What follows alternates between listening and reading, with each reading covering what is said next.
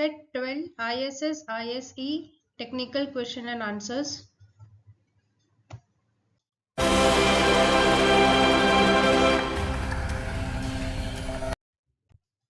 Answers are highlighted in green. Question 1. What is the most common challenge in integrating safety data across multiple studies for ISS programming? Now option A says differences in study design. Now whenever we are considering the ISS study, you will have multiple studies. Now this multiple studies will lead to it can have 2 studies, it can have 5 studies, or it can have 12 studies.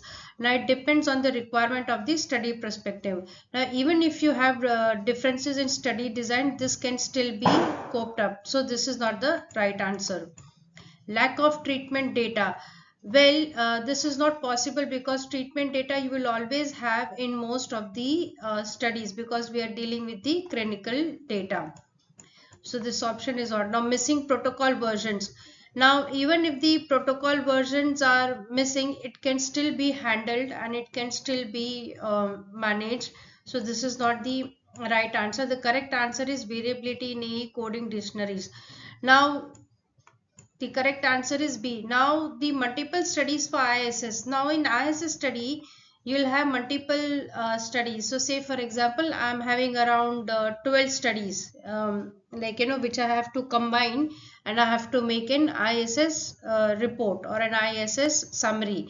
So in those situations, what happens is each and every single study will have different MEDRA coding, right? They'll have different MEDRA coding as per the versions that has been assigned in their protocol version. So different studies will have their own different MEDRA versions. So what it needs to be done is, whenever you are working on ISS study, the first thing that you need to do is you need to make a standardization requirement in the MEDRA coding before making the integration. Now integration is nothing but you are combining all the 12 studies into one study, that is my ISS study. So in those scenarios, the MEDRA version, it needs to be harmonized, it needs to be standardized in such a way that the integration is possible and there is a smooth functioning of the AE dictionaries and the AE codings for the AE dataset. Question 2. In ISE programming, how do you typically handle differing visit windows across studies when merging efficacy data? Now option A says use only baseline visits. No. When you are dealing with the efficacy data, you have to include all the visits. So it's not that if you consider only baseline visits, you will not have any meaningful efficacy analysis, right? So you cannot work on only baseline visits. So option C says exclude studies with mismatched windows. No, you can't even exclude such studies which are not matching, because in clinical trial human patients data, you have to include each and every study. Even though if it is mismatched window, you have to apply the windowing pattern and then now you have to assign those visits. Now the option D says combine all visit as is. No, that's also you cannot do as per the raw data. The correct answer is you need to align visits using study day windows. So say for example, I will first find those specific records which are differing visit windows, right? They are not falling under the actual windows. So what we will do is we will calculate the study day variable. Now based on those study day windows, we will assign with the respective visits. So mapping of visits is very essential and it needs to be standardized, which enables the consistency in longitudinal analysis. Now whenever we are dealing with ISE studies, remember one thing, it's a combination of multiple studies, right? So like say for example, I have 12 studies and I'm combining into one study. So the first step is to do the standardization. So the standardization is very important and harmonization is also very important. Only then you will be able to do the mapping visits. Now I can understand working on ISS and IC studies is a very daunting and very time consuming process, because it involves so many studies. It is not possible that it will involve only 12 studies. It could be 2 studies, it could be even 4 studies. So depend on the requirement, the number of studies that will be assigned to ISS and ISE studies. So hence it's a very time consuming, and you need a detailed kind of attention, because if you do one mistake in one study, the entire analysis for the ISS efficacy data can go wrong, and which could lead to the wrong interpretation. Hence it's very essential that you have to work very precisely when you're dealing with ISS and ISE studies. Question 3. What is a key programming step when dealing with duplicate subject IDs across multiple studies in ISS and ISE studies? Now, this question says, like say I have around 12 studies, and I have to combine into one study, that is ISS, right? So, the different studies will have duplicate subject IDs. So, what does this mean is, like say I have study number 2 and I have study number 6. Now their patient numbers are almost similar, like say 1001, then 1002. So the subject IDs are same, no matter even if it's a different study, it was conducted at different time zone and at different location, but their subject IDs are same. So how can you deal with such duplicate subject IDs in ISS study? So that is what the question is. So the option A says remove the duplicates. No, you cannot remove. If you remove the duplicates, that means you are removing the entire data of one study, and you're keeping only data for one study, right? So that is not possible. Option B says rename all subject IDs manually. No, you cannot play with the subject IDs, because subject ID is a very key primary variable where it deals with the assigning of that particular clinical patient. So it's a very unique key number. So you cannot play around with that, neither manually or in whichever way. So you have to use the subject IDs properly. Option D, use only one study per subject. No, even this you cannot do. This means that you are manipulating data, and you are playing around with the records, and you are giving the wrong information, right? So the correct answer is prefix subject IDs with study ID. So say for example, I have a study ID as say XYZ, right? And the subject number is 1001, and I have another study which study ID is PQR, but the subject number is same, that is 1001. So what I will do is I will add the prefix, so it will be XYZ underscore 1001 or XYZ hyphen 1001, and the next prefix it will be like say PQR hyphen 1001. So this is how you can identify that these two records are not duplicate, but they are from different studies having same subject IDs, right? So this is a very integral part in terms of presenting the uniqueness and integrating, right? So study ID is unique, so you attach that study ID with the subject ID, so your record will not be duplicate, it will become a valid record, and that's how you integrate the data sets. Question 4. When creating an integrated ADAE dataset, which SDTM domain is most commonly problematic due to inconsistent derivations across studies? Now, option A says LB. Now, in LB, we don't have derivations. In vital signs, also, we don't have derivations. In concomitant medications, we do have derivations, like say WHO kind of dictionary, but in adverse events is like treatment emergent flags, right? So their derivations will be different, like it's like say for example, in some studies there are certain conditions that are put up based on the rare kind of therapeutic area or diseases, and which is differing with respect to the different studies. So it becomes very essential that you need to harmonize. So option D is not the right answer. So the correct answer is AE. So the AE derivations, especially the treatment emergent flags or treatment onset flags, these they vary, right? And they also needs to be harmonized whenever you're working with ISS and ISE studies. Question 5. What is the recommended approach to ensure variable harmonization during ISS and ISE studies? Now, the first option says use the latest study version only. No. Apply study specific macros. No. Recode all data manually. No. So the correct answer is use a variable mapping specification document. So like say for example, this document, it will tell you how to standardize the variable names, formats, derivations, then the integer or character or whatever kind of format which is. So it will help you in recommending the harmonization. Now harmonization is a very key integral part of the concept that you need to apply in ISS and IC study. If you don't harmonize certain things between all the 12 studies, you will not be able to complete the ISS and IC studies. So the very first step is to ensure that the harmonization and the sync is there between all the 12 studies. So you can understand what the time consuming will be. The first you need to understand each and every study, then you need to find out what are the differences in each and every study.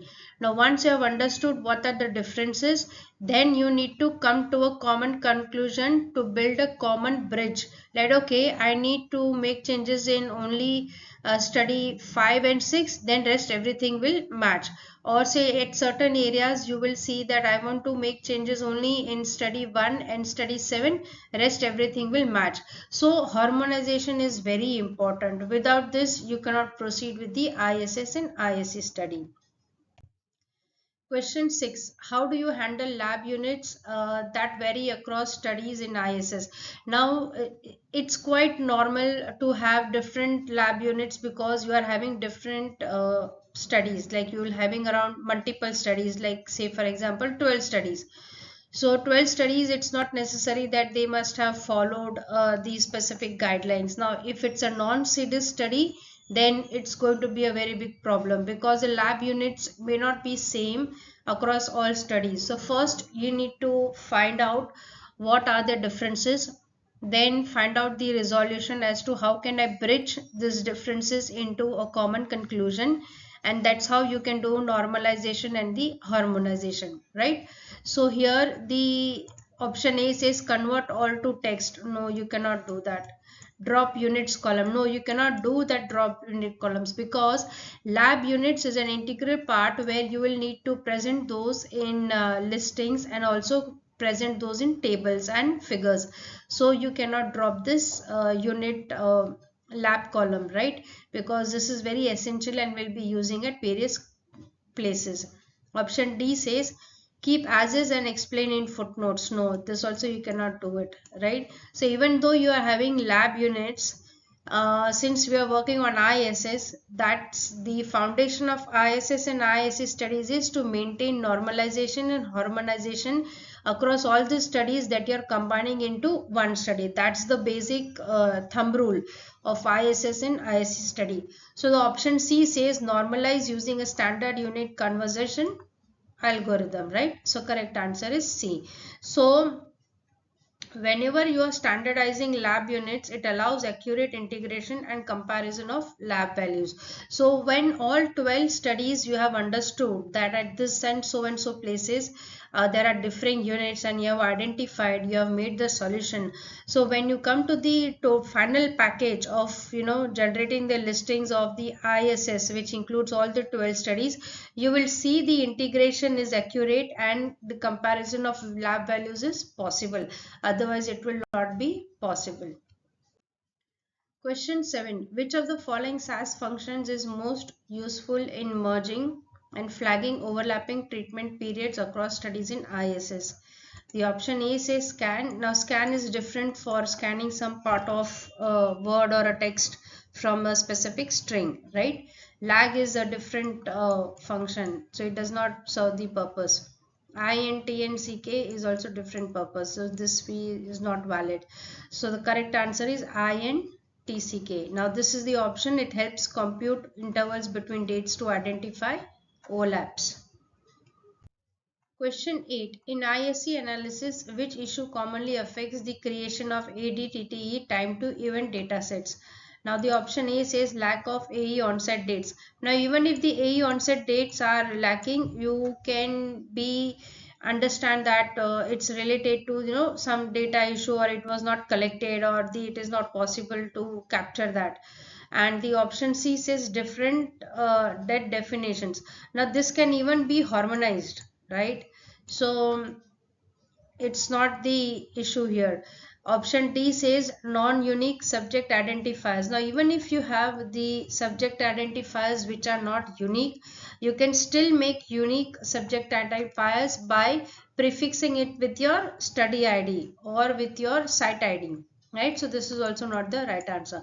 So the correct answer is, whenever you're dealing with the ADTTE dataset, we are dealing with censoring rules, right? So the correct answer is option B, variability in censoring rules. Now understand one thing, you will have around 12 studies, right? Now in 10 different studies, in some of the studies they have used different censoring rules. So rules are not same across all protocols and across all studies. So that impacts your time to event endpoints, and that impacts your derivation. So what is the first thumb rule of ISS and ISE study is to ensure that you sit with all 12 studies, you understand what are the different rules that have been applied in each and every study. Then you come to a common conclusion as to how to make a bridge to keep a common rule that will fit across all 12 studies, and that is what is called as your harmonization, right? So that harmonization needs to be done so that the same rule is applied in the final or the combined ISS data, and that will help in reducing the variability in censoring rules, right? Question 9 says, what is the challenge when applying the same SAP across multiple studies in ISS and ISE programming? Now the option A says uniform data formats. No. Lack of Adams datasets. No. All studies follow C dash. No. So the correct answer is differences in endpoint definitions, right? Now why the reason is, the endpoint definitions, it can vary by study to study, and it impact analysis is comparability, right? So whenever you're dealing with multiple studies, their endpoint definitions could somewhat be different, right?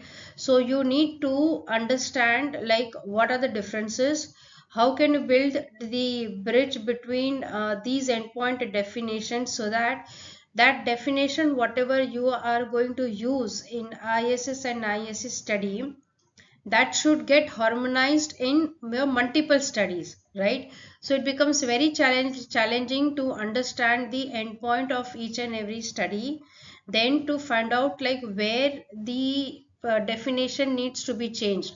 So say for example, I have to change a definition of endpoints in say study number 6 and study number 8. The other definitions are okay, but in some places scenarios, like say you will have the endpoint definitions, I have to change in all the studies because it is not consistent, right? So in those scenario, whenever you are combining all these multiple studies into one ISS and ISE study, you need to ensure first of all find out what all the differences are. Now differences will be very minute, so all these minute differences also makes more importance, and that's how you need to create harmonization and a structured plan so that you can achieve your target. Question 10. Why is it traceability particularly important in ISS and ISE ADAM programming, right? So the option A says to reduce code length. Now this has nothing to do with traceability. To support C dash compliance. Now again this has nothing to do with traceability. To replace defined or XML. Now this is completely different out of the box option. So here the correct answer is C, for audit and FDA submission requirements.